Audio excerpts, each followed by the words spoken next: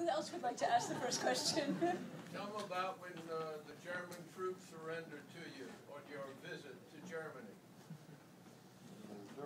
Surrendered to you on your visit to Germany.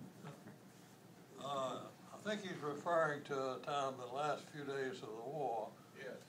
When we were stopped on the Elbe River and ordered not to cross the Elbe to take Berlin because a political decision had been made in Washington to allow the Russians to take Berlin. Well, after sitting on the banks of the Elbe overnight, I got itchy britches, I guess you would say. Got a Jeep and a couple of men in my company, and I said, let's go see what's on the other side of the river. So we got in the Jeep, off we go. First village, we see no crowds. The second one, we see no crowds. We keep going about 45 miles and run head to head into a German armored corps. Now that's 15 to 20,000 men and hundreds of tanks and other vehicles. And we both stopped. I went to the lead vehicle and said, I'm here to accept your surrender. So the captain of the Jeep, German Jeep, looked at me and said, are you crazy? 3 men in a Jeep? I said, no, I have a whole army of paratroopers and tanks right behind me, and the Russians are right behind you. You have the opportunity to surrender to us or to them. He said, wait a minute. We went back and came back with a 3-star general. I told him the same thing. He put up a little resistance, and I said, face it, General, it's surrender to us or to the Russians. He had a little conference and with 3 or 4 of his officers, then walked back, pulled out his pistol and pointed it right at me. Then he turned it around, pointed toward me, and handed it to me. So that was his way of saying, I accept the offer to surrender. I said, get in the Jeep with me and I'll take you back to my commander. Off we go, and I take him back to Colonel Tucker. And I said, Colonel, this general just surrendered his corps to me. He said, corps? I said, where are they? I said, they're 45 miles on the other side of the Elbe. He said, Burris, what the hell were you doing over there? You know, you had orders not to cross that river. I said, you want me to take him back? But no, that was the corps that surrendered. The truth of the matter is they were probably looking for Americans to surrender to, so I didn't do anything great. I just happened to be in the right place when I wasn't supposed to be. Yes, sir, in the back.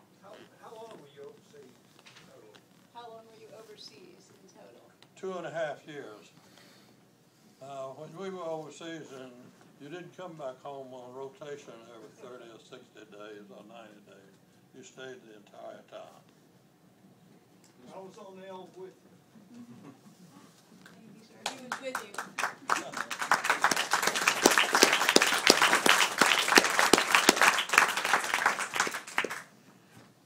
Martha, what about the boats you crossed in? Were they made of canvas? Plywood bottoms and canvas sides. You folded them up and put flip boards in between to hold the sides up and to sit on. You wouldn't want to go across a little pond here in them, but there's actually, if you look in the film, there's actually one of the original boats is in the museum at Grosbeek. We show a photograph of it in the film. It is an original. There's only one left. Martha, would you please share with the crowd what the British general said to you when you briefed the wall crossing before you went across, as to when you questioned them as to what would happen when you guys secured the bridge? General Horrocks was one of the 2 British generals who were up in the tower of the power plant when we were making that visual reconnaissance over the river. And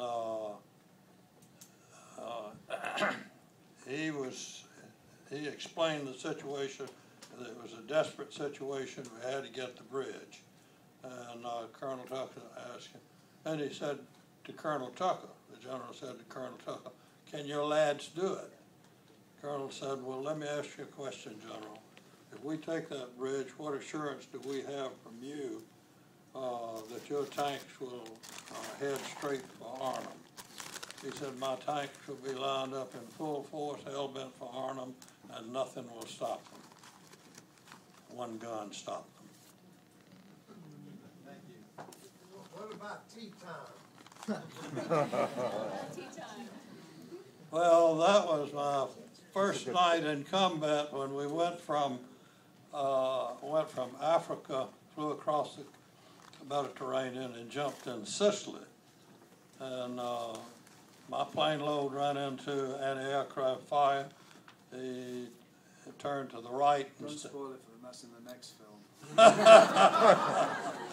Coming up in the next film. But anyway, that is described in the book that I've written.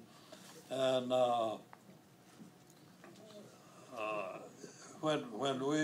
I got together with 3 of our men when we jumped that night, and the British troops came in the next morning. We joined up with them, and as we were chasing the Italians, had them on the run, and whistle blows and everybody stops, and I said to the lieutenant, "Why are we stopping?" He said, "It's tea time." So when you're fighting with the British in mid-morning and mid-afternoon, you stop for tea. It doesn't make any difference what's happening.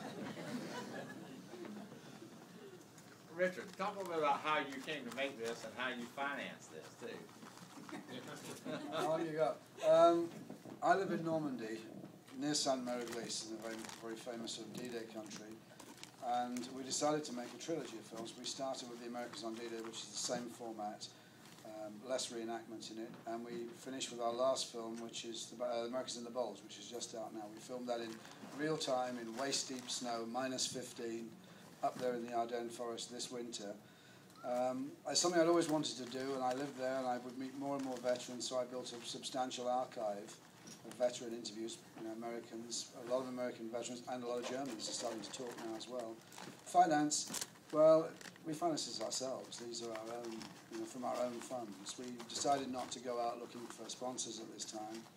Just decided to get it done, and then we'd have a show reel afterwards for future projects that we wanted to make. No, so it all came from personal resources. So the 3 films, this one, D-Day, and The Americans in the Bulge, which is out now, which is a 90-minute film, were all financed from personal resources. We've got a great team of people, and they're all very dedicated. We have people who earn a lot more money doing, other jobs, shooting movies or commercials, who come and help us. So it's a very, it's very much a team effort, and everybody, all hands to the pump.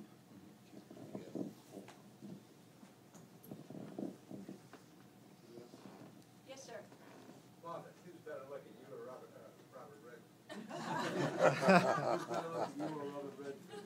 He's referring to the movie A Bridge Too Far, in which the character of Robert Redford is based on some of the work that Moffat did during the war. And I would have to say, definitely Mr. Burris.